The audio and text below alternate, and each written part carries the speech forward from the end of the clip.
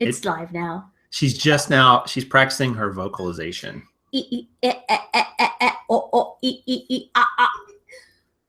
Oh, rookie, turn down your volume. I just want to hear myself. What's up, everybody? Prof Sales and Kaaren coming at you with, in what's seemed like forever, a Monday recap since I the know, last one. Right? I was in a blizzard. She was in a blizzard. I was in 70-degree weather here. In shorts. So I wanted to say, I missed you like on Friday when you were showing the tape measure. I wanted to say, nice knees. Did you realize like it was all about your knees on that shot? No. Yeah, it was. I didn't. Anyway, so we are back, guys. How is it going? Hope you guys are having a great day, a great week, a great start to your end of February. Is that really a term? End of? Can you have a start to an end of a month? Of course, everything has a beginning and an end. Every new beginning comes from some other beginning's end. Yes. Name that song. Anyway, all right. So we're not going to sing it because we don't want that copyright violation. But anyway, good to be here with you guys today. We got a cool show planned. We're going to talk about a few different topics, and of course, the main topic. One thing we did too, guys, we put the show outline in the description of the show, so you can kind of track along and see where we're at, because people are asking about that, and sometimes people say, hey, when you get to the show topic, well, there it is. So it's not in order by exactly when we'll get to it, because we don't have it planned out that exactly. And it's going to be a surprise, even to us. Exactly. So I feel like I'm way over in the shot. You're taking up my shot. Strike a pose. All right. So I wanted to call the show Yoga Pants Monday, but I got overruled. Yeah, first of all, I'm not wearing yoga pants. And second of all, I'm not wearing yoga pants. So anyway. But you are wearing a cool shirt. Show the people. Oh, yeah. So Kaaren went to, where'd you go? Omaha? Yes. Now, what would you think someone would bring you back if they went to Omaha, Nebraska? Say it in the chat. What do you think you would get? What's Omaha kind of famous for? But instead, I did get something else really cool. So I got this cool shirt from Measure Twice, Cut Once. We say that all the time. You do anyway. From the Duluth Trading Company store. So I think it's a pretty cool shirt. And I couldn't fit a whole cow in my suitcase, my carry-on. Just some steaks, baby, some steaks. It's Omaha. Anyway. But Omaha steaks, I could go online. I mean, honestly. That's true. That's true. But you were in Omaha. But she did go to a Duluth Trading store. And what's the cool thing about Duluth Trading store items? What's cool about their brand? We talked about that because you were talking about customer service. Yep. Well, a lot of their products are made in the U.S., but they have this amazing focus on the customer experience and just the whole vibe in there. It was like you kind of compressed everything good about, you know, like a Bass Pro and a Gander Mount, all that kind of outdoorsy kind of stuff, and put it in one. Yes. And what was neat is, oh, you want me to talk about Peter? So you go in and it's really easy to find anything in the store. Two, they have this great, back by the bathrooms, they have this gourmet coffee, free water bottle, concession-y kind of area. Cool. That was kind of neat. And then the best part, am I allowed to talk about him? The best part about my visit was this young fella, Peter, that, you know, made the mistake, or bonus for his day, I don't know, of saying, so, ma'am, can I help you find anything? And I talked his ear off. So when I go out of town for a long ways, sometimes I'll bring back presents for my boys. And that would be this one here and the one that's upstairs sick today. And so my teenager boy loves socks and underwear. It's, I don't know, a rugby thing. But so I got into this big discussion, and Peter walked me through, and bless his heart, he wasn't overselling it. The products weren't ridiculously expensive. They have a lifetime warranty on them. So if anything goes wrong, I send them back to the store. They'll send me some new socks or underwear. Yeah, so lifetime warranty on clothes. But this is the best part. So bless his heart, Peter not only walked through the sock part of it, and we're talking about a 7-year sock, and they apparently will really last 7 years. We'll see, because we're going to test that, right? But these underwear, and then we got to the underwear, and I'm a little older than he is. All right, let's be honest. I could probably have almost been Peter's mother. And here we are having this conversation about these underwear, what they're made of, and more importantly, what they do and how they keep it all where it's supposed to be. I just loved, he rolled with it. He was awesome. He sold me a pair of $30 underwear. Like I don't even buy $30 underwear for myself, and I bought them for the teenager. You know what I got from that story? She went to Omaha and ate steak, and all I got was this t-shirt. No, I'm just kidding. I actually love this t-shirt. It's something I say all the time, measure twice, cut once. It's a carpentry sort of thing, but it actually applies to a lot of other areas. So I really do love that saying. So it was a great gift. So, and mad props to Duluth for a wonderful customer experience, focus on the individual transaction there, and that amazing customer service and that warranty. You can't go wrong with that. So I had a great time. All we get down here are these funny commercials with a half-naked man.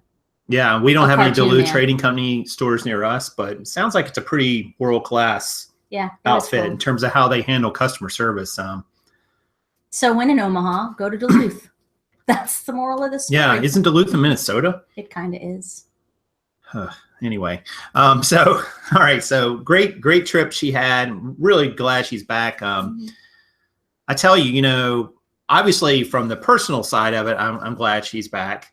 But I would also say that just missing your business partner is really difficult, and we're going to talk a little bit about that in a moment when we get to the show topic. Yeah, basically, we have one. Yes, we have a show topic. So some people are saying Duluth's a great brand to flip. So that is true. Yes, agreed. And we kind of talked about some of those lifetime warranty brands are good to flip for other reasons too. Because if you get a hold of something that has a minor flaw secondhand, you can finagle it back to where it came from and get a newer version of said item. Sometimes there's shipping and handling fees attached to that, where you might have to pay the shipping to get it there. But I think sometimes, yes, it would behoove you to take advantage of said guarantee. Patagonia is one of them. Patagonia, yep. Another great brand. These are all great brands, guys. Anytime, and there's a good thing for clothing resellers.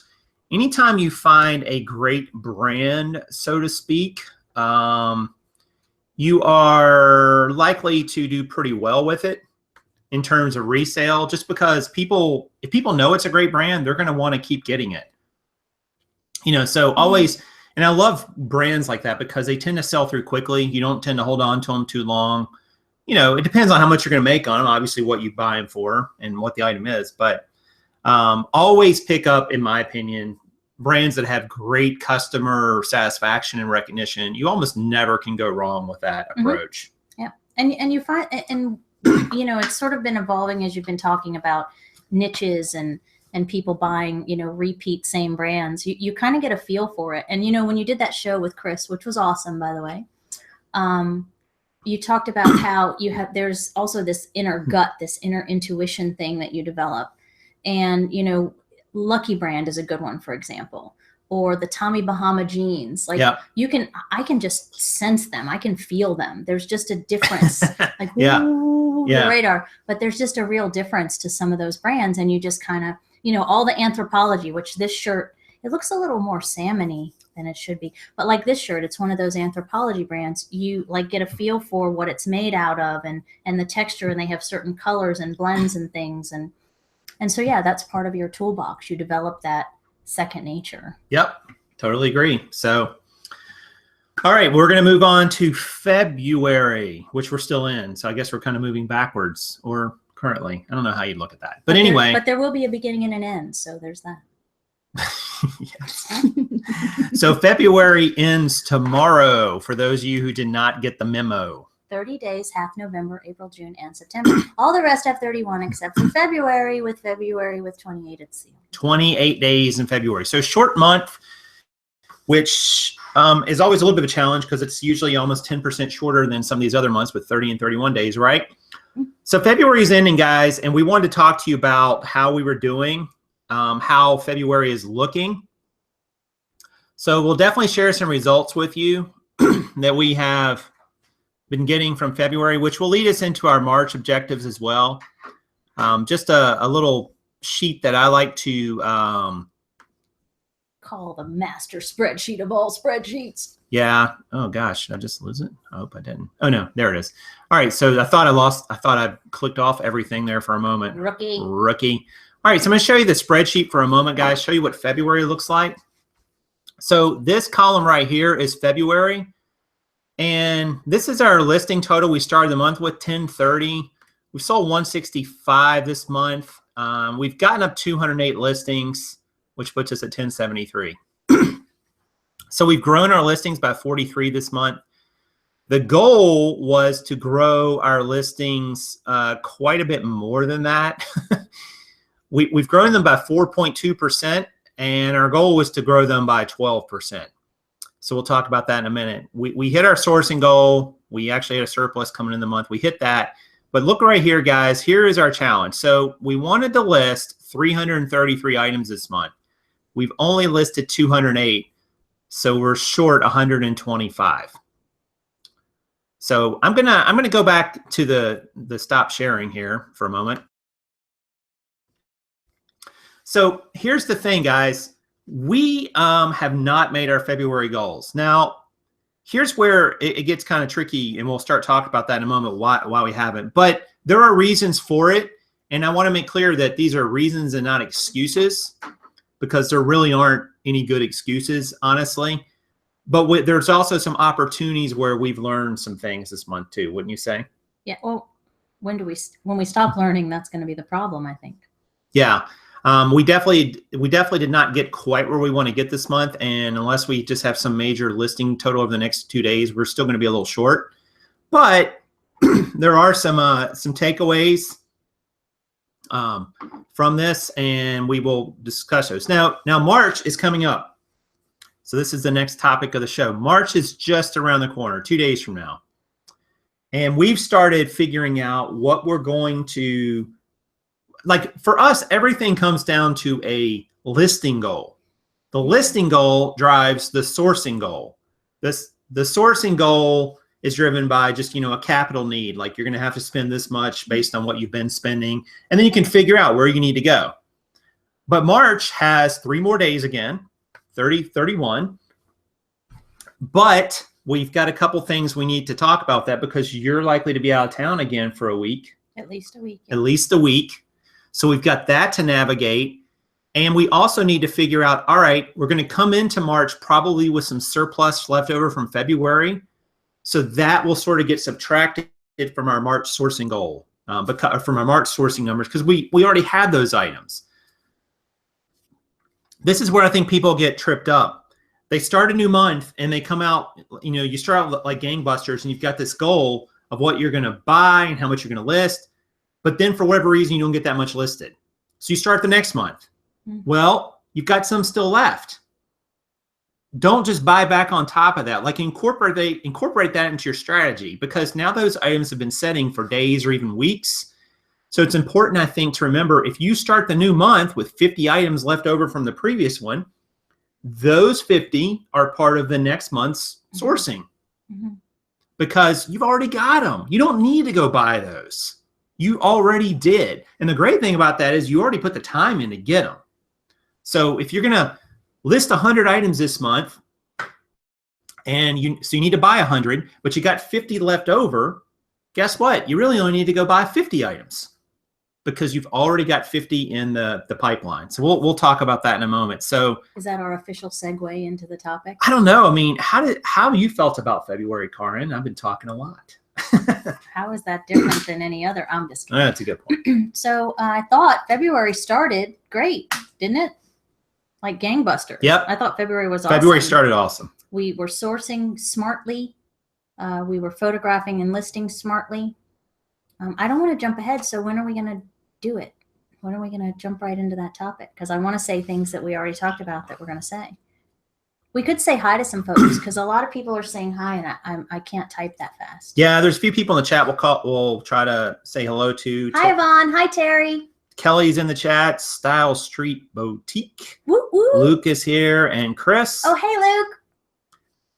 We need to have dinner soon. Yeah. All 4 of us, by the way. Yeah, we'll talk about that. Chris asked, 10K on the bay. How'd you guys determine your listing goal, your 10% rule? We actually were a little more aggressive than 10%, weren't we? Yes, we were at 12, right? Yep. Yeah, and each month it goes up 1%. Yeah, which is tough because you're getting a bigger and bigger number. So it's even harder really to hit. And we talked last night about maybe that goal, we should have started it bigger and it gotten smaller. Like, right? That's what we were talking about last night. Right. How we might have done that backwards, but it's fine. We're going to proceed a percentage additional each month. Yeah. Hi, Chris. Mazuza's here. Thomas Wilkinson.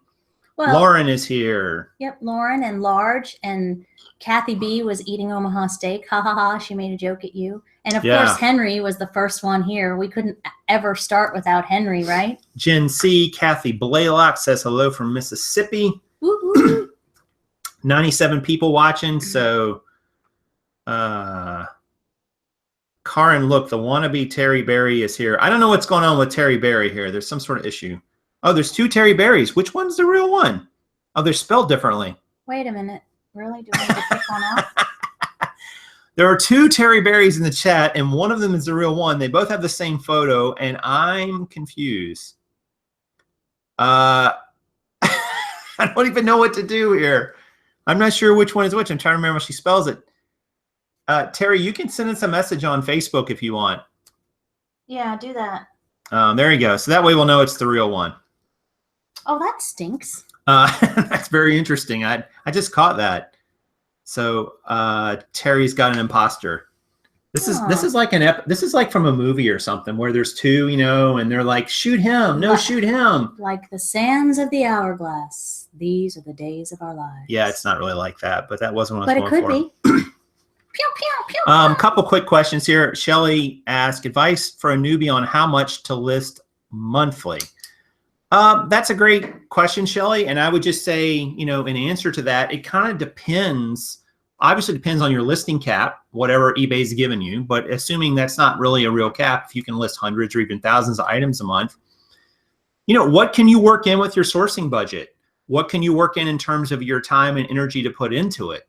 I would say list as many items for as reasonable of a profit as you're willing to accept for as cheap an amount of inventory costs as you can get.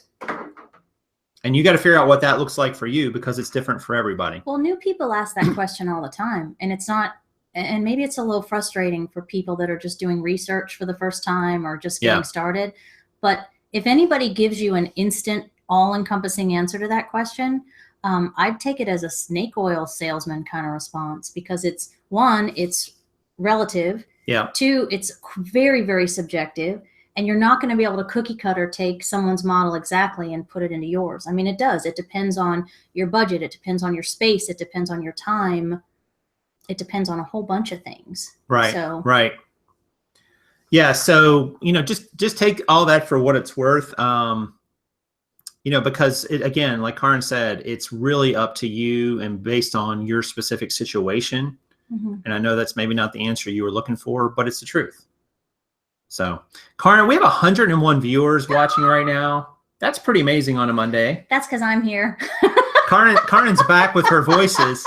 So. Oh man, and I didn't pick one. I was in the shower this morning, like doing all kinds of silliness. So we need to pick a voice. That sounded bad. Anyway, well, it's my shower time. I can do whatever I want. All right, it's her shower, and she'll cry if she wants to. All right, so what do you think the people watching at home or work or wherever should do if they're enjoying the show and they're enjoying the content? But I don't have a voice. Just pick the first one that comes into the chat. I'll do it. What do you mean the first one that comes into the chat? Whatever voice. Whatever voice. So Karen's going to do, all right, so this is a request a voice. Yeah. Because I can't read without my glasses, so you'll have to tell me. All right, so request a voice for Kaaren to do. And that's what then I'll tell you what to do. The first one that comes in the chat, she's going to do. This could be bad. There's a delay. Pee Wee Herman. You know the first thing that comes to mind when I as we spit water all over the mic. If you like what you see, hit the like button, smash it. That's wrong on so many levels. I need to practice my Pee Wee. I think we're gonna get banned from YouTube Doesn't after that. It's the Pee Wee's Playhouse. There are lots of great suggestions. May West, of course, we know Dracula. Dracula. It's like sing it. Johnny Cash, Donald Duck, WC Fields. I mean, oh, some of that these would be such tough. a good compliment. We'll have to screenshot that, and then I'll work those in at some point. I like Dracula. All right, moving on. Dracula. If you like it, smash it. That's more like Kermit and Pee-wee, like mush together. Smash together. All right. So anyway, I'm just happy to be here. show's over. That's it. We're done. We can't get any better than that. Oh my goodness gracious. All right. So Getting let's talk about the show topic, guys, for a few moments. We talked about falling short of your goals on eBay. Dun, dun, dun, dun, dun, dun. By a show of hands in the chat room, how many of you have fallen short of the goals you've set for yourself on eBay? Right here. They can't see your hand. They can see your armpit. They need to see your hand. Right here, right here. It's all the strike a pose I got. So all right. When I was in Omaha, I went to Bob the Bridge, and you're supposed to strike a pose. And all right. Anyway, so we have a topic. Let's stick to it. Let's stick to the topic. Let's get back to the topic. This is serious business here. Yeah. All right. So we missed our listing goal in February. At least, well, technically February is not over, but chances are we're going to miss it by a little bit. Mm-hmm. And like we said, you guys, probably several of you have missed your goals on eBay. So we missed a goal. We had a goal of what we wanted to list, which drove all our other goals. It drove our sourcing goal. It drove how many photos we need to take. It drove how we need to structure our days and so on. And I'm going to tell you this. We had 8 weeks of productivity in February. Now, what do I mean by that? 4 weeks and 4 weeks. We both had 4 weeks of productivity between us, okay? So we thought going into it that our goals were realistic, and I still think they were. Don't you? Yeah. Our goals are realistic. Going into February 1st, we're like, these are realistic. This is a realistic listing goal. Mm-hmm. And we hit our sourcing goal. We bought enough. There was no problem doing that. We actually got that done early in the month. Didn't we have a little surplus? Yeah, just a little. Yeah, well, yeah, we had a decent surplus, like over 100. Yeah. It was a decent surplus. And remember, we were really excited, and I had some great peace from the fact that we scheduled it all out. We were able to plan ahead. We had the sourcing done. So literally, we even worked in 2 days off. Like today and tomorrow would have been our days off. Remember, we talked about that? Yeah. We were like, hey, we're going to kill it this month, and we'll have these 2 days off to do some other things, like playing some other things in our business or whatever. And how cool that would have been. Yes. So we missed our goals, and we had 8 weeks of productivity. We missed 3 of those weeks. And here's how. I was sick for a week. During that week, the first 3 or 4 days of that week, my productivity was maybe 5% of what it normally is. And then after that, it started coming back, but it was really low, guys. I was hurting. I mean, I was not feeling good. There was a day there that, I just felt like doing nothing. Mm-hmm. Actually, there's kind of 2 days that way that I felt just really rough. And then, lo and behold, Kaaren gets sick. Wonder where you got that from. Which never happens. Thank you very much. She caught my germs. Cooties, let's be honest. So Kaaren missed roughly a week as well. I mean, she felt rough too. And well, I went into my trip. I was on the airplane all drugged up. Like I was. Yeah. We simultaneously were just like chugging down Dayquil and NyQuil and whatever else we could get our hands on. We floated that company's stock. Yeah, I think that's Bristol Myers Squibb. They're good now. They're fine. So we missed 2 weeks with sickness. The third week we missed was the week you were gone to Nebraska. Mm-hmm. And she was gone literally a whole week. So we missed 3 out of the 8 weeks of productivity.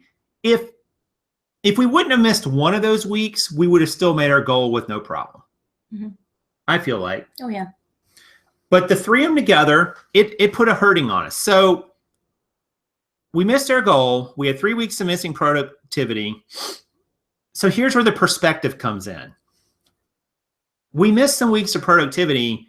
Two of the weeks we couldn't anticipate because we were sick. The third one we did, but I'm not sure we really would have been planned well enough for it anyway. It just so happened that we had the sickness weeks right before you went out of town, which kind of stunk. Well, and had we worked through that sick week, we would have been fine. We would have been fine anyway. Yeah. So here's where the perspective comes in, guys. Why would we beat ourselves up over that? You know, why would we just like say, oh my gosh, we suck so bad. We're terrible eBayers. We can't even meet a simple goal in February. You know, we should have listed this many and we didn't. You know, we probably still maybe could have somehow gutted it out, but there were things that came up that we did not anticipate that took us out of action for a good bit, guys. And honestly, that was probably, I mean, when I thought about it, I was like, I'm not going to get upset about this because there's just no reason to. You can't beat yourself up over missing a goal, but that doesn't mean you can't learn from it. Mm-hmm. So what do you think, Kaaren? What did we learn from missing this goal in February? What did we learn from it? Yeah, what did you learn from it? What did you take from it? Well, I think there's no avoiding life. And you're going to hear that a lot more from me because I'm used to having to leave early because my child is sick, or, you know, any number of things that come up that we have to run around and do. So I think it's one of the great joys, benefits and detriments of being self-employed, right? All at the same time. We make our schedule. One of the coolest things about our day is that if we do something early on that takes up a block of time, we can work into the evening. Right. It's not our preference, but, you know, we can do it. What I learned is I'm not going to, and I don't know if this is what you're looking for from me, but it's what started this whole conversation about missing our goals last month, is that we're just not going to, or this February, we're not going to beat ourselves up over it. I mean, you get sick. Yep. Life goes on. And there was no way really for us to compensate for that, I don't think. So we're in a lot of discussion right now about what that's going to look like going into March's goals. Like, how are we going to, you know, my suggestion was to split the difference, but what's it going to look like if we're constantly increasing and getting better? How do we continue to do that for next month when we were at a minus for this month? Right. What did you learn in February? I learned that to expect the unexpected. And, you know, that's a lesson we never quit learning. But reality is there's always going to be things that come up that you did not anticipate. And they're going to impact your bottom line, your results. You know, there was a day a few months ago when we went to Raleigh and sourced a bunch of jeans.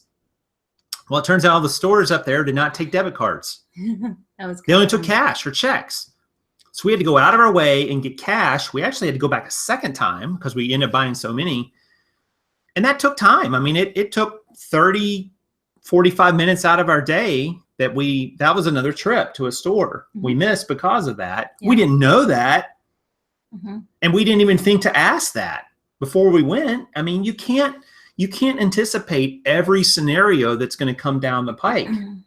You can't plan for every single contingency and then just, you know, oh, well, I've got, you know, 1,000 contingencies out here and a plan for all of them. Well, the 1,000th and first one will show up inevitably eventually, and you'll be like, I don't know what to do now. So I learned you can't, you know, expect the unexpected. I also learned that you've got to be able to pivot within the month or within the week or within the day or whatever it is. When, you know, when you get thrown that curveball, you got to learn how to hit it.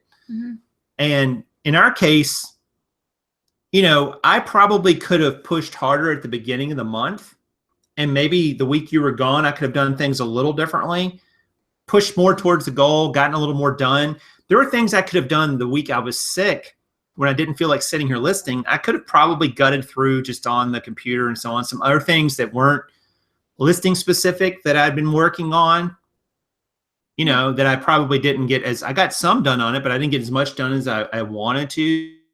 Because I found when I was listing, when I tried to list when I felt so bad, I was not focusing. I wasn't concentrating. And I even screwed one up the other day. I think that might have even been from that week when I was sick. I listed a pair of that was funny. I listed a pair of jeans, and I have a template that's called in eBay, it's called W Jeans, which the W stands for women's. And guess what? There's an alternate M Jeans, which guess what that means? Yeah. So I got an offer on those jeans, and it was listed, and I realized the title of those jeans was W jeans. Because when you click on the list template, sometimes it pops in your description, and I just didn't put in the correct one. but somehow I got an offer on it. So he got an offer. Maybe keywords mean nothing. Yeah, that's what we're beginning to think. And then you even had 16 views on it. So maybe we'll just start calling jeans like teapot, or we'll call it a teapot. Teapot, or these words don't matter. Yeah. In the title. But anyway, chest. we digress. But you've got to be able to pivot, guys, and not beat yourself up over goals and objectives and so on, and learn from it, because things do come up. Now, there might be times when you're just not motivated to go list or source or photograph or deal with your business. That can be, a little more problematic to identify, because if you don't have, if it's a matter of motivation, that's something you're going to have to find from within you. I mean, that's not, you're just slow at listing, or you don't know how much to buy things for. Those are things you can learn, but motivation is not something anyone can give you.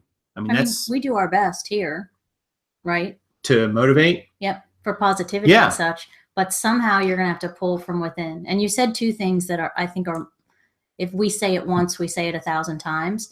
The ability to pivot is critical. Right. And then the ability to learn from your mistakes. Because so often people get into this hamster wheel of doing the same thing the same way over and over and over again, and not ever knocking it out of the park. And just like, and I know a lot of you guys out there are probably a one-man or one-woman show, but if you do have a partner or somebody who's helping you, it does, just like it doesn't do me any good to beat myself up, it does me no good to beat her up either, and vice versa, because I can't point to her and say, well, if you would have done this, look at yourself and look internally and say, all right, how can I improve? I think you tried that once. Did I? It wasn't very successful. Oh, I don't remember. Yeah, it went badly for me, so I stopped. But in all seriousness, though, a lot of business owners, we see this on these reality shows all the time, where they go in and try to help a struggling business, and it's TV. But you see these business owners who make all these excuses and point fingers at their other owners or managers or employees, and I'm thinking, man, the buck stops with you. Find what your challenges are and work on those. Hire people or bring people in to do the things you're not good at or not efficient at, and you do the things that you are good at. Well, you just said something else. What? The pointing fingers thing. Like, it's not eBay's fault when you're not selling stuff. P.S. And by the way, you can't always blame the platform. Right. We've talked about that before.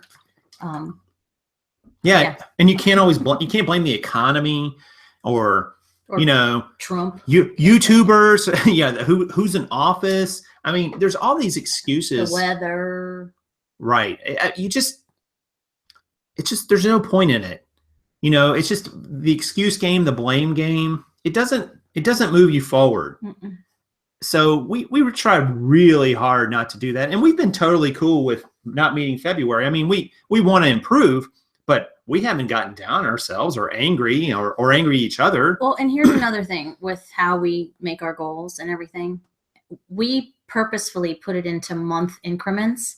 And we were talking last night about how in reality, our bottom line matters at the end of the year. So there's no reason why we can't compensate or make up for whatever did or didn't happen in February in subsequent months. So as long as whatever, and we have a goal for the year. Yep. Percentage wise and otherwise. So as long as we're there by the end of the year, and we're going to, over the next couple of months, we've talked about how we need to pivot and change something, because we're coming into the slow time for us, at least for jean sales. Right. And clothing, most clothing, but not all. Clothing in general. So as long as we get to whatever our goal was at end of the year, I think we're good with that. Yeah, because here's an analogy we use in the poker world, guys, and it's so true. Because people in poker, they'll say, they go and they play and they're like, well, I won 500 or I lost 500. And, I won 500 in 3 hours, or I lost 500 in 1 hour. And what they don't get it, and they're looking at like little punctuated moments. you know, and they're calling them sessions, like in this span of time I did this. But really your life is one long session. It's all like there's going to be some average you have at the end of your life, like how good of an eBayer you are, or how good of an Amazon seller you are, and how well you do. And you don't know what that number is. You don't know. You can start making guesses, but you really don't know. So if we get so caught up in 1 month, we will lose sight of, hey, this is about more than just 1 month. It's about 3 months. It's about 6 months. It's about a year. It's about 10 years. It's about literally the rest of our lives. Mm-hmm. So there's no point in getting so upset that, oh my gosh, I missed an objective in March of 2017, and now here it is 2025, and I'm still reliving it. Mm. There's no point. There's no point. So you have to have a short memory, I think, in this business too with your results, because every single person who's an entrepreneur who has succeeded in whatever success formula you want to give them, they failed numerous times. Numerous ways. They had down months, they had down years, they had times when nothing seemed to work, they had times when it all went against them. Mm-hmm. They failed. And the only difference between them and the people who failed completely is the people who, they just didn't give up. They didn't give up. They kept going. Because what else is there, guys? I mean, if you're going to stop every time you have a bad month or a bad 6 months or a bad year, this is not for you. This game, this reselling game, being a business, it is not for you, because you are absolutely going to have those times. When I used to play a lot of poker, there was times when I would make the right decision over and over and over, and it had a high probability of success, but it was probability. It wasn't 100%. And there was still a chance the other person could win. And sometimes they did. And it sucked. And it does. Because when you start the day, or when you finish the day with less money than you started with after working, it sucks. So, and that happens to you if you play a game like poker a lot. Reselling is like that too. Sometimes you're going to have months, you're going to have seasons where you don't make the kind of income you thought. Your results aren't as good as you thought. You didn't get as much done as you wanted. But that's just part of it. You have to persevere and keep pushing forward. That's the only difference between people who succeed and people who don't. They don't quit. So, wow, that was like a soapbox. It was. Prof Soapbox. I should start a channel called that. Because Lord knows you're never on one of those. So why don't you catch up on that, and I'll make for the for the non-pokers in the room. So for the non-poker players, it's losing the battle, not the war. In church all the time, we talk about what season you're in. And one season does not determine the outcome of your life, right, or your resellability. Yeah, that's a new word I just made up. But you know what I mean? Just because you had one bad day, like you could start a day off with 3 returns. Yep. And no sales. So technically you're in the hole, right? -3. You just have to push through. Like if anybody in this business is being honest with you, they're going to tell you a couple of things. One, it's a grind and it's a lot of hard work. And you just have to, like you said, keep going, and you can't give up. Because if you do, then you will absolutely fail if you give up. Yeah. It's over. You're done. You can't succeed if you're not playing. Wait, you ready? If you think you can or can't, you're right. I'm gonna make I've heard that before. Yeah, it's not my words, but it's something that's been around. But you know what I mean? It's mindset, and we talk a lot about mindset. That might have been Henry Ford. I don't know who said that. Maybe it was somebody like that. If you think you can or you think you can't, you're right. Yep. A lot of truth to that. Don't throw the baby out with the bathwater. I'm not sure how that applies here, Sarah, but I love it. I've heard it before. I don't know. Sometimes you might want to. I'm just saying. Well, I got a stinky 16-year-old up there. Sometimes. Yes. Yeah. It takes a bath a lot. I know that's not what you meant, Sarah. Moving on. So going into March, we're going to have a short memory about February. I forgot. What? See what you did. So we're going to move into it with the same optimism and the same perseverance, and we're just going to apply ourselves even harder and smarter. I think both of those are important. It's not enough just to work hard. It's not enough just to work smart. You really need to do both. And we're done being sick, right? I hope so. Please do not bring any more cooties into this house. I know, it was all me. It was. I brought all the germs into this house. Just me. Ask. The first person that gets sick is usually the cootie bearer. correct? Such a logical fallacy, but let's move on. Fallacy schmalacy. What do you know? You're a boy. All right, let's talk about the last topic before we spend the last little bit doing some Q&A. And this is what we like to call, and I don't even know if I spelled that right. You think that's spelled right? Nope. I think it needs an I, an E, or a Y. Anyway, it's called Chotchki One Offs. And it's not really a show and tell. It's more a soapbox.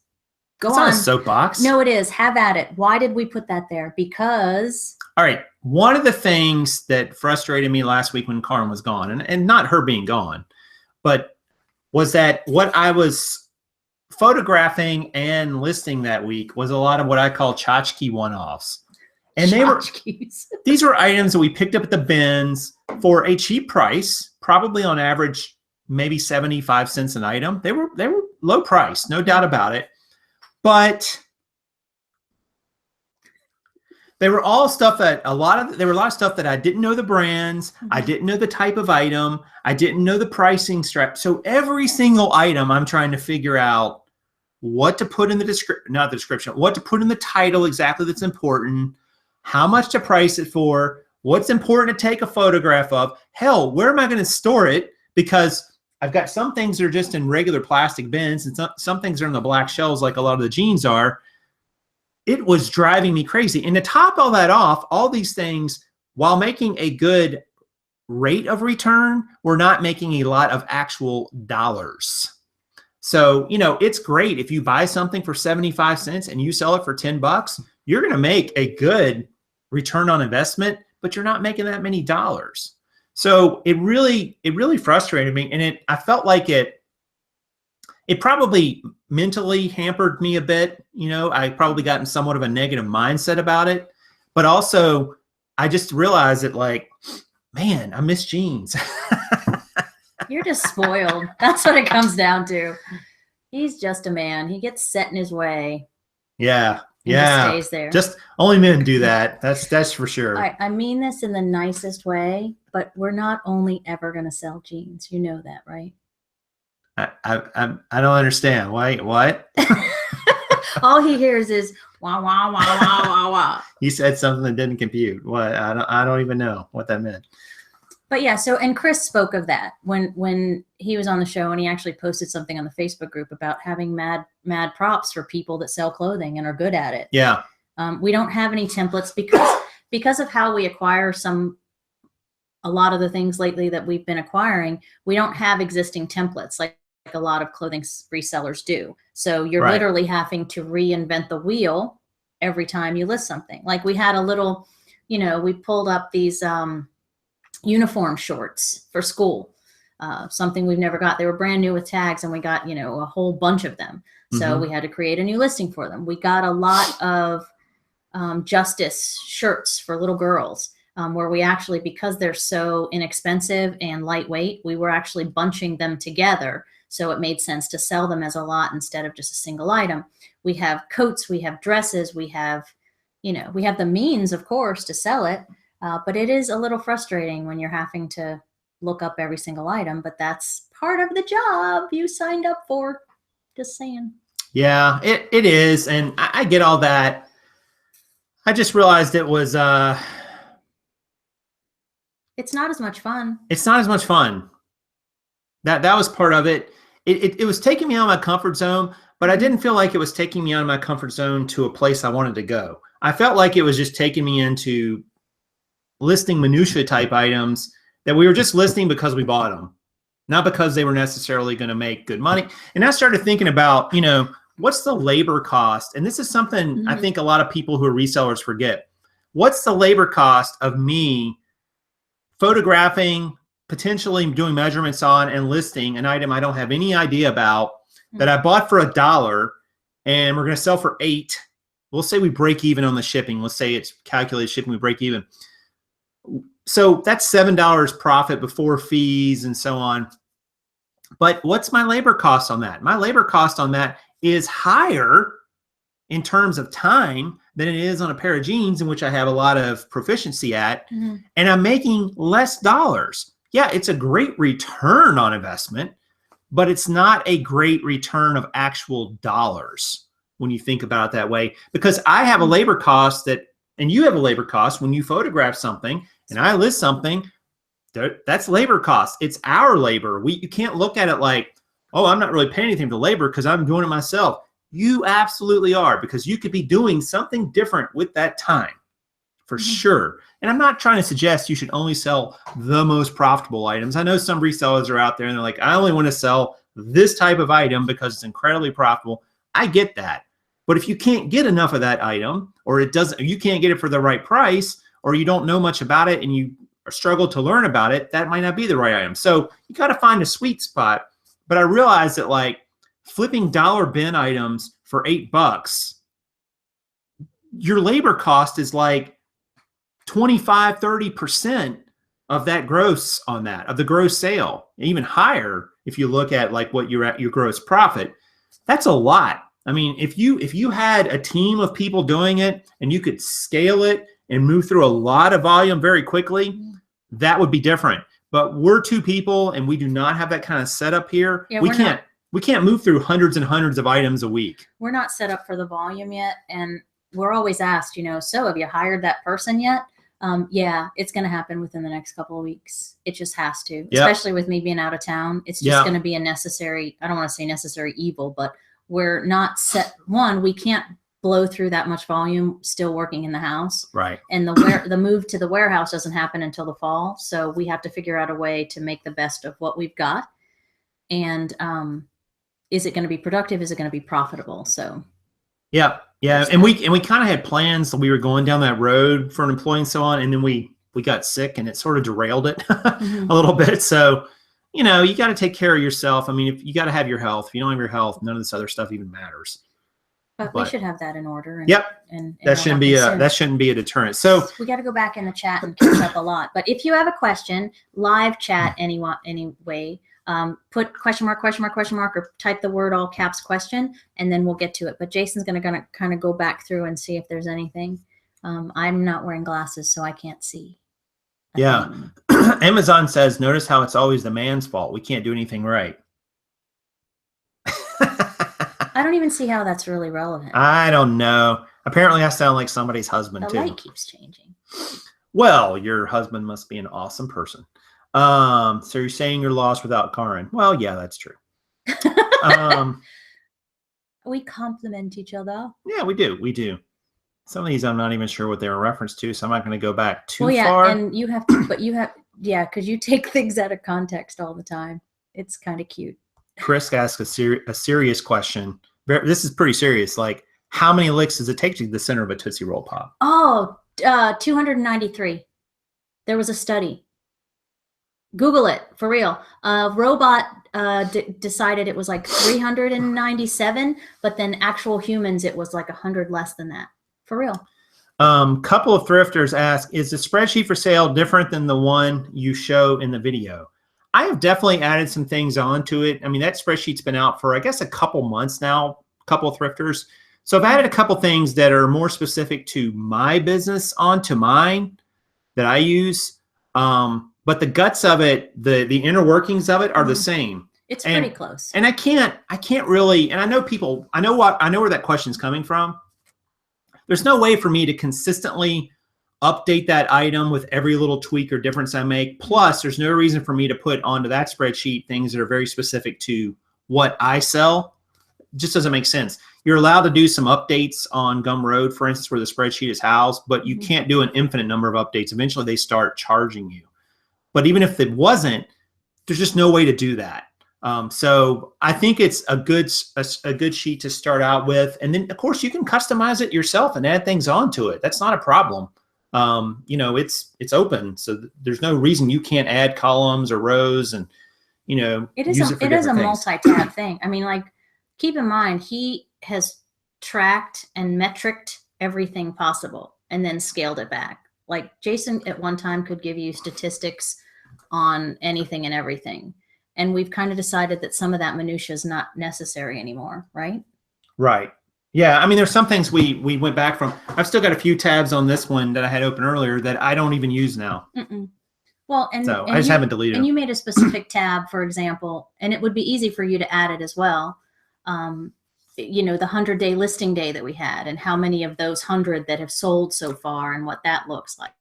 I mean, that you wouldn't need something like that, for example. Right. And we're still tracking that, by the way. I think we're at 63 or 4 of those 100, just to give you a quick update. Yeah. And then there's the, you know, when we're tweaking different goals, we have that one thing with the percentages on as we increase and blah, blah, blah. And that's my answer. That's my blah, blah, blah, blah. Right. Right.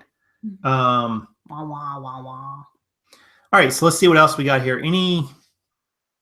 Terry, we got your Facebook message, so we'll deal with that in a moment. Sorry, we can't. She also gave us a super chat. Yeah. That was the real Terry. Yes, Terry, right? I think so. Well, I don't know. I think the real Terry is with an I. Just saying. Okay. Well, all right. And she's handling that, I think, too, with YouTube. Oh wow, that's interesting. I can't see it. It's a license photo. Oh, okay, that wasn't necessary, Terry. But thank Terry. you. We love Terry. Terry's awesome. And it really stinks. And if we can help with any of that, you let us know. Let's see. There were some other questions here. Any tips to help boost sales, Brandon Curry? Oh gosh, where to start? To boost sales, like on already listed stuff. You know, one of the things you can do is go back through and review, you know, which we do a lot, and sort of tweak the listing title and tweak the listing itself. Because we think that'll bring it up a little higher, right? Yep. I would also say run a sale if you have a store. Oh, yeah, yeah. Run a sale, you know, a certain percentage off maybe, or dollars off, depending on how your pricing strategy is. Here's a proactive tip. When you're selling something, don't use the mentality of throw everything you can up at the ceiling and see what sticks. You know, a lot of people, there is some truth to just about everything will sell on eBay. But I think people get in the trap of wanting to sell just about anything and don't do their research, right? Yep. So when you're in the store, in the moment, sort of get a feel for, and don't look up, gosh, do not, if you're new especially, do not get in the trap of finding this pair of shoes or this jacket and looking on eBay and seeing that, oh, wow, there's 10 for sale and they're going for $100 and I'm only going to pay $2. Well, who cares what's out there for sale? You want to know what's already sold and what the track record is on completeds and sold. So when you do a search, be sure you go back in and filter those. So I don't know if that helps with your existing listings for whoever just asked that question. Yeah. But there are a lot of things you can do proactively to help boost your sales. Yep. Sell stuff people want. Just a crazy thought. Yeah. Sell things there's a market for too. Let's see. Are accessories part of your inventory? Handbags, belts, etc. Sometimes. We've had a few. Yeah, we're really careful with purses. We're a little worried on fakes, knockoffs. There are quite a few out there. But we just don't. If we find something, you know, we're not going to leave it on the table. But we've got some ties, a couple of purses, jewelry, no. Shoes, yes. I don't know if you'd consider that. You know, we're just about to really blow it up in shoes. We are students of the shoe trade, right? Yep. Yeah, we may do some video on that as well. We talked about. We're gonna have a shoe day. Let's see. There were some other questions here. How long has it been since the 100-day listing? 100 days. No, it hasn't been that long. It's been 103 days. So you're pretty close. I was pretty close. 103 days, 63 sold. So there you go. Let's see. How often do you run sales? All the time. Yeah, all the time. All the time. Like I try to keep them going most days of the month, if not every day of the month. I think you can run them for 45 days at a time. I think that's the time frame. I don't remember. Didn't you do the last sale for 45 days? Yeah. Aren't we in the middle of one of those right now? We are in the middle of it right now. So, and sales are great because you can always price just a little higher if you want, run the sale. So you don't take too much of a hit on the margin. Well, and I have a question. Because on the sale, like when you run a sale, like sometimes if we run a sale for the weekend, like we put it up on Friday, anything that we list after we put up a sale doesn't go on sale, right? Right. Yeah, and I don't know, eBay I thought was supposed to go back in and re-index those items if they were on your sale. But if they end during the sale and the sale's still going on, I don't think it's relisting them. Somebody can confirm that if you want the chat. I'm not 100% sure on that, but that's what I've noticed in the past. Now maybe that's changed. And it's kind of hard to know that without looking specifically. Let's see. Mrs. ABB. What's up, Mrs. ABB? I've seen a while. Says, easy to say sell things people want, but it's hard to find all the time. Agree. Yeah, we agree. I agree to a large extent. It's hard. Well, I won't say it's hard to find them. It's hard to find them at a price that makes sense sometimes to buy and to flip. So, but I think that's when you're having trouble finding maybe your core items, your niche, maybe that's time to look at another niche to expand into. Maybe not you're going to go full force into it, but you at least start learning. So I think that's important. Yvonne asked how your store was doing. What'd you do while out of town? Oh, mine? Yeah. Like nothing. I think I've sold 2 things though. She sold 2 things. And we need to. We had like just a few listed, like well, not even 10. And Yvonne, we're getting ready to do a big write up in the Facebook group about the January 13 to February 13 challenge, and then how that's going to look going forward. But for me, I just sold like a $50 sale to Japan, right? That was kind of cool. Yep. That was really cool. But again, I'm not listing like I should be, so I'm not selling like I should be.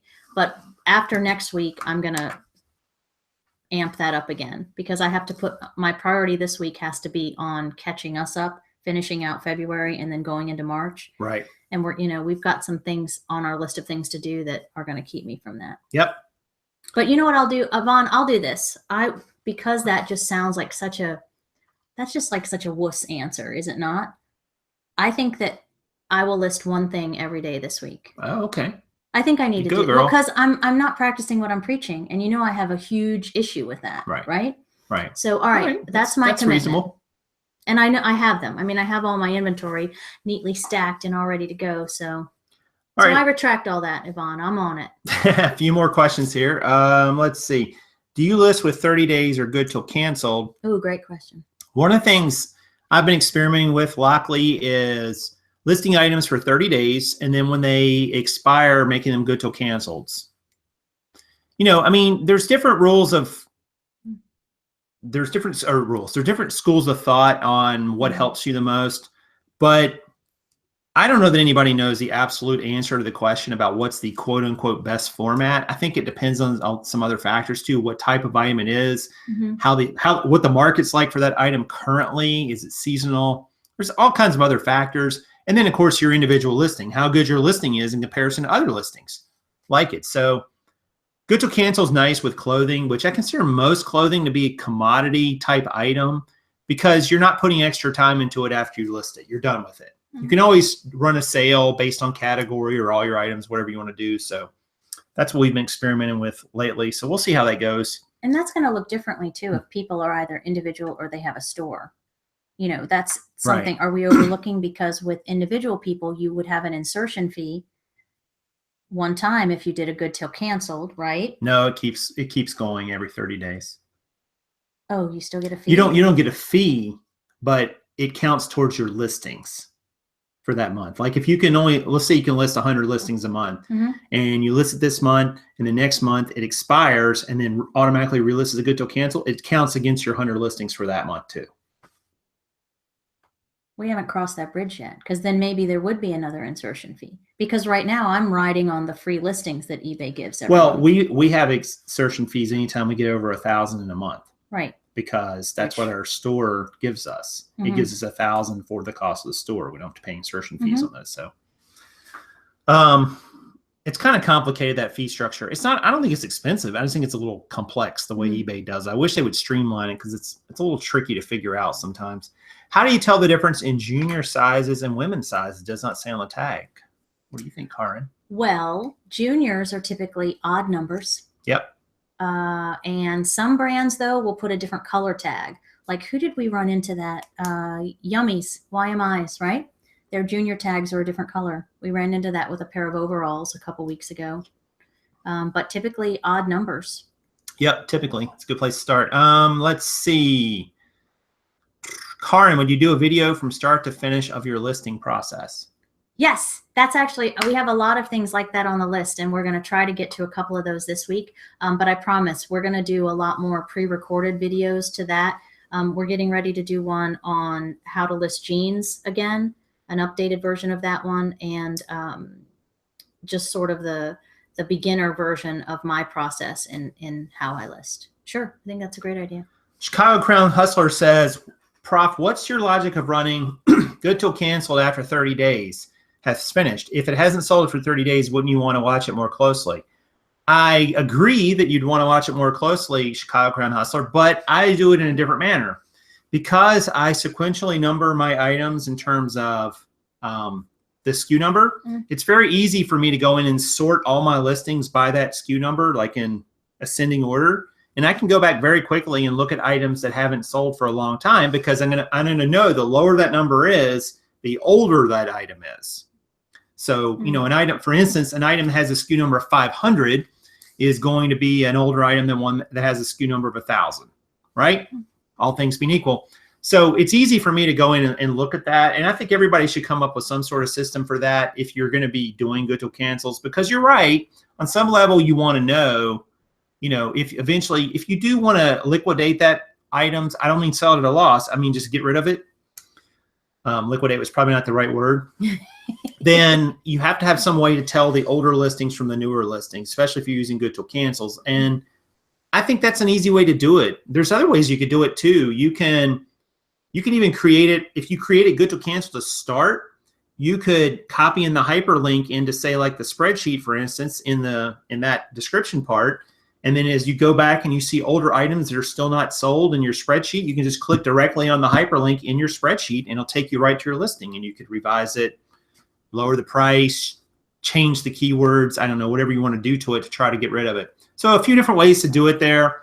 But I'm not going to micromanage jeans that I listed 6 months ago or a year ago. I mean, there's only so much value you get from that, because the item is not selling for that much to start with. If it was selling for $1,000 or $500 or maybe even $100, that would be different. But if it's a lower priced item, you got to do a time versus cost benefit analysis there. So if I'm spending all this time on the item on the back end after I've already listed it and good till canceled it, for instance, or 30-daying it, 30-daying, what am I really getting out of that? You know, I mean, I don't know that it's worth it. So I think just having a way to see the older listings, and you can go in, you can even bulk edit them all at once if you want. You know, you can even create a sale for just those items if you like. I mean, there's all kinds of different things you can do. So sorry if that was a long answer. Hopefully that made sense. Joel asked, what is the name of the website that rates your store performance against other stores and sellers? You had it on a video this summer. I've Googled it, still cannot find it. It is, let me pull that up, because sometimes I forget the name of it off the top of my head. It is called marketplacepulse.com. Marketplacepulse.com. Sorry, it's hard for me to type that in here. I'll try to type it. Marketplace Pulse. Marketplacepulse.com. So what this site is a good way to go in and find how you rank, or anybody ranks really, against you know, yourself, because it shows you previous year. It also shows you average selling price, shows you other sellers around you. You can kind of see your rank on eBay if you want. So kind of interesting. Let's see. Thanks for the comment, Mary Green. I appreciate that. Let's see. Church sale and amazing state sale. Somebody. Margaret. Hey, Margaret, how are you? I'm sorry I saw you come in earlier and say hello. Hi, Margaret. She's going to a church sale and a state sale. Awesome. That sounds like fun. That should start for us soon too. I'm surprised Rob hasn't come in and said, have you been to any estate sales yet? Where is Krillin today? He's out there somewhere. So anyway, let's see. Maybe we have time for another question or two. Brandon asked, is eBay full-time or do you have other employment? And if so, at what point did you decide to work eBay full-time? Oh, we've been asked that question before. It is absolutely full-time. I wouldn't call it a job. It's a business. I try not to make it a job, and that's tough sometimes with eBay because of the nature of it. But yeah, I mean, for me, I mean, Kaaren has some other opportunities she has, but for me, it's it. And by the end of the year, it'll be full-time for both of us. Right.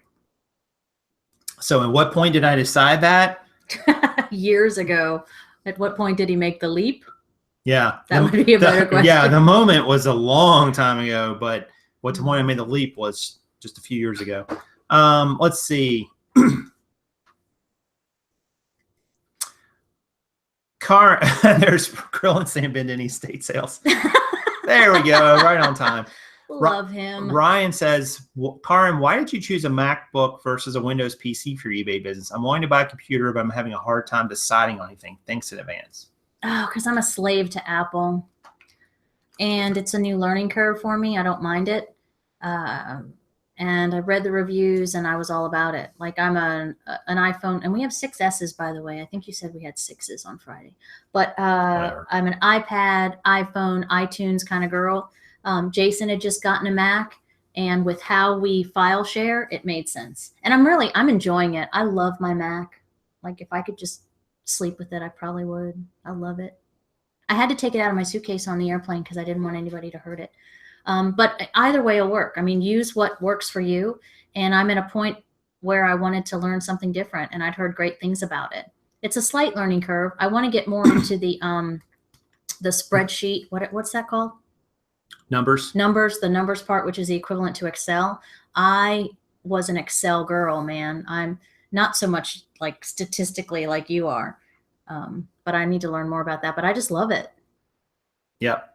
I love my Mac. I mean, there's slick computers, and there's nothing wrong with Windows machines either. I mean, it's not I mean, I was Windows forever, for, since the beginning, and I still do love Excel. I think it's the top spreadsheet in the world. I agree. Honestly, but there's different advantages to Apple, but I've had an iPad and an iPhone for quite a while now, and it did make sense to sort of share. And I had a Windows laptop that was starting to get a little age on it. So when I realized that, I decided to go the Mac route as well, and it's nice. I mean, and it's totally integrated with the calendars that we use, our phone, like it's easy peasy, man, to just swap and share. And so, yeah. Yeah. Prof, remember Lotus 123? I do. I do remember Lotus 123 way back in the day. They're all, I mean, spreadsheets are all roughly the same type. They're all trying to do the same type of thing. Laptops are trying to do the same type of thing. So there's comes down to some personal preferences and so on. But the ability to integrate with your other devices now, since the world's become mobile and mobile based, to me, it doesn't make sense to have all this mobile functionality and then I'm dealing with a Windows machine on the back end. Because I use the Mac to do 99.9% of my business, the things I do in my business. So it makes sense to have that integration with the iPad. But, sharing things in the iCloud, for instance, is nice. I can be out somewhere and I can pull something up if I need to see it. Just all those reasons. The phone, contacts, calendars. The camera on this thing is better. The microphone is better. It's just better. Yeah. And Brandon says, I use my iPhone for the listing and just edit them on my Chromebook. Works for me. Yeah. And I was doing something kind of like that. But I was actually creating the listing, the iPad, but then I would finish it off in the laptop, the Windows, because I was using the custom label field, and that doesn't pop up on the mobile eBay app. So I wasn't able to enter that unless I went back into but that's not really very efficient. It was actually slower when you think about it. So doing it all on the Mac is nice. Brandon, I do a combination, in my newbie journey. I'll actually create a draft and upload my pictures to it because I noticed right away that the mobile was limited. Like there aren't the same choices. Right. So, don't go into it thinking a lot of people, all right, I'm going to get in trouble for this one. A lot of people use mobile only, and that's great. But know that the same options are not available on mobile as if you do it on your PC. And I just liked having that. Yeah. Yeah. And there's definitely, it's going to continue to evolve and change, guys. So what works today is not necessarily what's going to be the best solution for you tomorrow. So, you don't have to get married to anything forever and think, oh, I've always got to use that device. I changed, I kind of won her over to the Mac too, because she's like, oh, I like my Windows desktop. And oh, wait, Brandon, here's the biggie. Wasn't it my birthday present? Yes. last year? Yes. So Brandon, that's the answer. It was my bestest birthday present ever. She did not know she was getting it. No, I even posted it on Instagram. It was such a wonderful surprise. Oh yeah, that's kind of a big deal. But we had already talked about I was going to switch to it anyway. Right. But it was a great present. Let's see. I have a customer. JR says, I had a customer a little upset because I did not describe an Old Navy 14 slim pair of jeans as junior. Any thoughts, suggestions? Size 14 being an even number. Oh, so yeah, you're going to learn to eyeball that relatively quickly. And since it's a girl size, maybe it's not in your wheelhouse, but a 14 child size is a huge difference from a 14 woman size. So you're just going to have to measure, like if you measure that inseam, I would bet a 14, and Tiffany could do this off the top of her head, but a size 14 would be less than a 29, would it not? Or would it be right about like? Oh, in terms, you mean the waist? Yeah, because kids sizes. You mean the waist? Yeah, I meant waist size. The waist size on a 14 in women's, I don't know what Old Navy size is because we don't really sell Old Navy that often, but it's probably somewhere around a 36-inch waist if that was a woman's size. On a 14, yeah. Yeah, so somewhere in that range, 34 to 38. So in kids, it'll be a lot smaller than that. Yeah, and kid sizes will go as high as 18. 18 is the cap, or 20? I think 18, right? Yeah, I think even there might be some 20s that are like Huskies and so on boys, but we don't sell enough kids clothes to really be experts on them. Yeah, and we don't sell kids clothes. On Levi's, it's easy because it'll be a really small number. It might even have the same waist size, like typically a 29. Yeah, some of those are actually kid sizes. Yeah, 28 by 28. Yeah, but you'll notice, and it's not always this way, but sometimes it'll be printed right on that leather ticket tag on the back, and they'll be really small and they'll be in black. So that's an easy way to tell on Levi's. But you're just going to have to experience, do some research on who would be a safe one. You know what? Go to Levi's sizing charts, and Levi's has it on their website. If you Google it, there's actually a really good alt site that we use a lot that has all the Levi numbers and all the sizes or whatever. There's a few of them. But just since you should be measuring the waist every time anyway, you're just going to have to learn it. And go to Levi's, see what they're counting as a kid's 14 versus a woman's 14, et cetera, et cetera, et cetera. Yeah. And just kind of get that into your brain. Print it and hang it on your wall if you have to until you can memorize it. Yeah. But there is a huge difference, and you will get in. Yeah, there is no way, and you know what, that a size 14 woman child size is going to fit a size 14 woman. No. Maybe on your head. I don't know. Especially when it's slim too. So the legs are probably like this wide. Yeah. But yeah, you're going to make some mistakes like that in clothing. And we've done it. I mean, we've had issues before with that. So don't freak out about it. Don't beat yourself up. That's the theme today. How about using Apple iPhone and MacBook with Google apps like Drive, Sheets, and Docs in the Chrome browser? What is Numbers? Numbers is the Apple version of Excel. That's probably a pretty good description. And Google Docs, the problem with Google Docs spreadsheets is you can't put formulas in them, right? I think you can, but I'm not as familiar with Google Docs. I am not a big fan of Google Docs. They're a little problematic. Yeah, they don't seem to have the same functionality, and they're also usually slower to update if they're in the cloud themselves, just by definition, because everything's going to go up and come back down. I mean, that's just how they're made. They're made for sharing and so on, which there's nothing wrong with that. There's nothing wrong with them. Don't get me wrong, but I just prefer to have it all in place, on a hard copy on my Mac actually. And then I will save to the cloud so I can access. But you can't, I think Numbers is more compatible back to Excel than Excel is going into Numbers. Because I think Excel formulas don't stay into Numbers. They don't always translate correctly when you put them into Numbers or Google Sheets. And it's just compatibility issues. I don't know all the issues there. I'm not an expert on it, but just and even though we have Macs, his spreadsheet is an Excel spreadsheet. Yep. Yeah. I'm the one that uses Numbers because I want to learn it. But maybe when we come out with the next version of it, we will do it in Google Sheets. Yeah, that would make sense. Yeah. Give it a whirl. I don't think it'd be that hard to figure out. All right, guys, look, I think that's going to about do it for today. We are definitely over an hour. We're almost an hour and 15. Wow, 123 people watching. Aw, that's awesome. Again, it's because we're full force today. Yeah, Karen's back. Thank goodness. And we didn't tell everybody how our day has just been awesome. So last week was, a great week. We're coming into today. We started with a bunch of sales. We got them packaged up. There were some challenges, like we had some first classes, some military. Went to an APO, and then one went out of country, and one went here, one went there. And then we went to the post office, and then we did some errands, and then we went for a walk in the woods. That's not code for anything. Go for a walk. It's like real.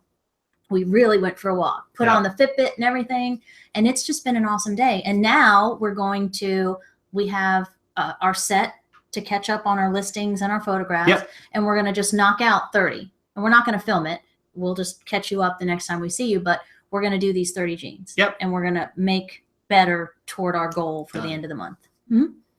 So there's our plan. Yes. All right, guys. Well, I think that's going to do it for now. So thank you guys for watching. If you like the content you're seeing before you head out the door, make sure you hit the like button. We really appreciate it. Pee Wee Herman says. The like button. I don't know how people ever take me seriously especially now that I've done Pee Wee Herman. Oh I thought Roadrunner was I thought that was a stretch, but Pee Wee Herman, I don't know. Yes. So leave me a question or comment if you like. We'll try to answer it best we can. And thanks for you guys being awesome and filling up the chat room. Great questions today. Lots of great comments and feedback. So love the community. I missed everybody. I missed you. I missed you too. So, but we'll be back. Maybe Friday is our thought, or And are you doing a Thursday night? I don't know yet. We'll see. Oh yeah, so there might be a Connect Thursday, and then we'll be back Friday. So All right, guys. Well, look, I think that's going to do it. So we're going to go get busy on these jeans so that we can get some listings up. We're going to go get busy on these jeans. Yeah. She's getting punchy, and it's only 3:15 in the afternoon. It's my emoji cup. That's what it is. What was in it, probably, right? Exactly. Don't give the girl caffeine. It's not good. All right, guys. Well, listen, that's going to do it for now. And I am Prof Sales. And I am Kaaren saying good sales to you.